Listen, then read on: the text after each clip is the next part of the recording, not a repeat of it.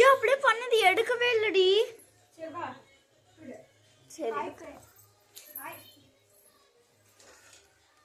என்னையும் சேர்த்து எடு, அப்பதான் தெரியும். இல்லாட்டி அங்கே ஃப்ரிட்ஜில் சந்தனா இல்லை சந்தனா, இதுதான் எடுக்க முடியும்.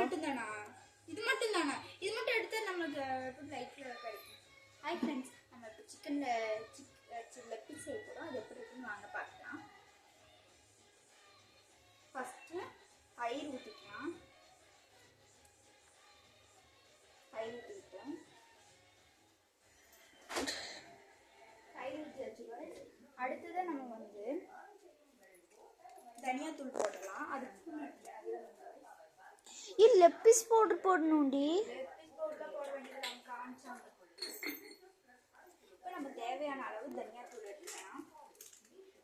தேவையான அளவு தனியாத்தூள் போட்டாச்சு. தனியாத்தூள் போட்டாச்சு. அடுத்து நமக்கு தேவையான அளவு கரம் மசாலா போட்டுக்கலாம்.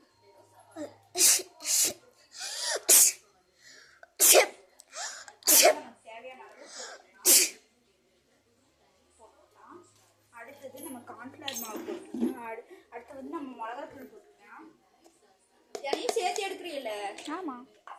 அடுத்து வந்து நம்ம மிளகாத்தூள் போட்டுக்கலாம். 2 ஸ்பூன். 2 டீஸ்பூன் போதுங்க.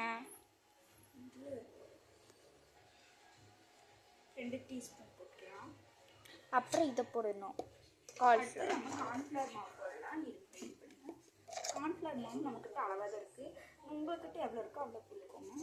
தேவையான அளவு சேர்த்துக்கலாம். அடுத்து என்ன போட போகிறோம்னா உப்பு போட்டுக்கலாம். தேவையான அளவு உப்பு சேர்த்துக்கணும். நிறைய சேர்த்திடாதுங்க. அப்படி சேர்த்திட்டீங்கன்னா உங்களுக்கு கொஞ்சம் கஷ்டம். நம்ம தேவையான அளவு இது போட்டு தொடம்பு சூப்பராக இருக்கு சந்தனா. நம்ம அளவு தேவையான அளவு சேர்த்துக்கலாம். சேர்த்தா எல்லாத்தையும் நம்ம பிணையலாம்.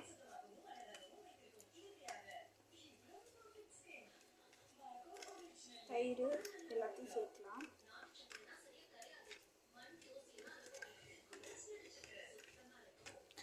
இன்னும் அது ஒன்று மட்டும் விட்டுருக்கு பார்த்தியா?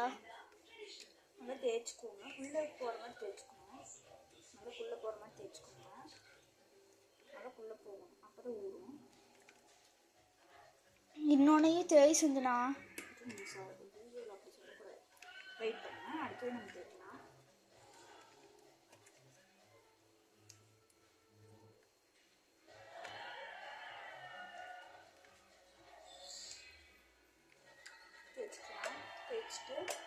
தேய்ச்சி முடிச்சாச்சு. இதை கொஞ்சம் நம்ம ஃப்ரிட்ஜில் ஊற வச்சிடலாம். 1 மணி நேரத்துக்கு ஊற வச்சிடலாம். அடுத்த வீடியோ நான் உங்களுக்கு 1 மணி நேரம் கழிச்சு அனுப்புகிறேன். அவ்வளோதான் எடுத்துடலாம். Thank you guys. Bye.